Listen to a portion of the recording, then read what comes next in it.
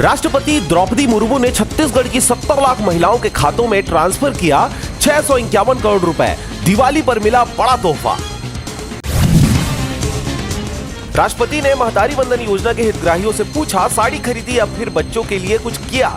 70 लाख महिलाओं के खाते में 651 करोड़ रुपए डाले।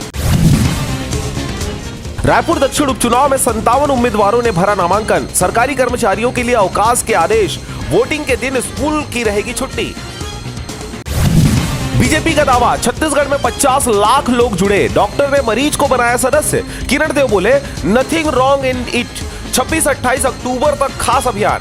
नशे के खिलाफ पुलिस का करारा प्रहार। आखिर मिनी बस्ती से हर बार क्यों जुड़ते हैं नशीली अवैध सप्लाई के तार। 31 लाख की नशीली इंजेक्शन और टेबलेट सहित नशे के सौदागर गिरोह को किया गया गिरफ्तार। हाईकोर्ट में सुनवाई के दौरान भी देवेंद्र यादव को नहीं मिली राहत। याचिका पर 3 मौके देने के बाद 24 अक्टूबर को सुनवाई के दौरान एक बार फिर से समय की मांग करने पर हाईकोर्ट ने 1000 रुपए लगाया जुर्माना। बलरामपुर में कथित तौर पर पुलिस कस्टडी में युवक की मौत के बाद महिलाओं में फूटा गुस्सा। उन्होंने चप्पल और डंडे से की एएसपी की धुनाई। भीड़ ने पुलिस पर किया पथराव। बिलासपुर जमीन घोटाला मामले में हाईकोर्ट का सख्त रुख। अतिरिक्त तहसीलदार, रीडर और खरीदार पर एफआईआर दर्ज करने के आदेश। एमआईसी बैठक में अवैध कब्जा को लेकर जमकर हुआ हंगामा।